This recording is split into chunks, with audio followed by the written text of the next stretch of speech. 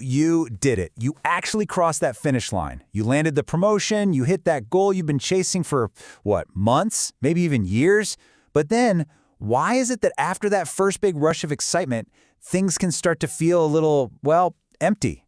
It's a super common feeling, but we don't really talk about it much. So let's get into this paradox. All right, so first up, you get the tangible proof, right? That beautiful, shiny object you can hold in your hand. The one that basically screams, I did it. I succeeded. And then comes the public recognition. You know, the sound of the applause, all the handshakes. It's that big moment of validation you've been picturing in your head. And of course, there's the digital fireworks show. Your phone just blows up with notifications, a constant buzz celebrating what you did. And for a little while, it really feels like you're the center of the universe. But then the fireworks fizzle out. The notifications start to slow down. And in that quiet that settles in afterward, this little question starts to creep into your mind. After all that work, all that celebration, why doesn't this feel like enough? Okay, so to really get what's happening here, let's start with that moment right after you reach the top. We're going to call this the summit's silence. Just imagine, you've been climbing this massive mountain. The climb itself was everything. It was all-consuming, you were totally focused, it had purpose. But now, you're at the summit, you plant the flag, and then it hits you. The climb is over.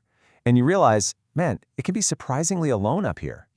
Yeah, way down in the valley, you can hear people cheering for you. But up there on your own personal peak, that party feels like it's a million miles away.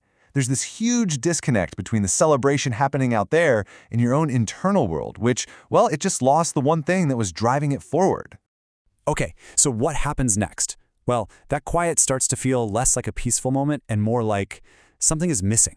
It's like you can still hear the echoes of the applause in an empty room. And this really tells the story, doesn't it? You see the award, that symbol of all your hard work, and it's there. But look at how small and isolated it seems in that big, empty space around it. See, we have this expectation that our achievements are going to totally change our lives, you know? That they'll fill up all those empty spaces we feel. But the truth is, you're still you.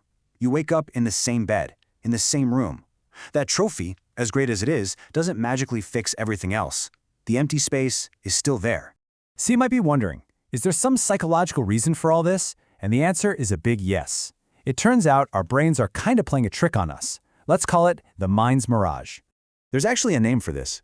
Psychologists call it the arrival fallacy.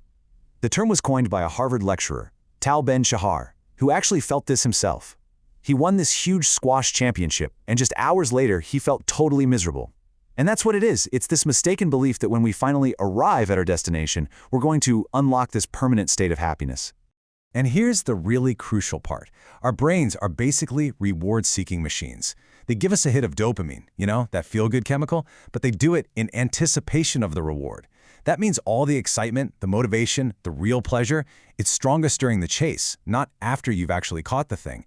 It's the reason so many Olympians talk about feeling this deep sense of emptiness after the games are over. We're literally wired for the journey, not the destination. And while we're on that journey, we're building up this perfect picture in our heads of what life is going to be like once we succeed. And let's be honest, that picture is usually flawless, right? It's this idealized version of our future self just basking in the glow of endless satisfaction. But reality is never that clean and simple.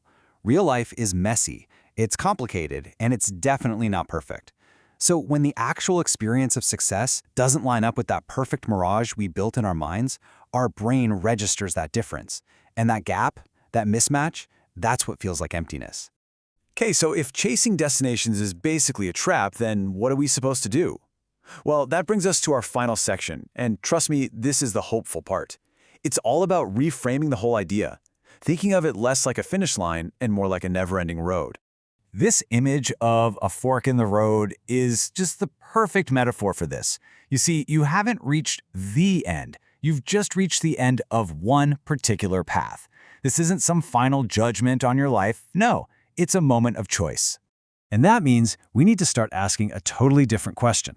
Instead of asking, why don't I feel happy, we need to ask something way more powerful, something that looks to the future. What now?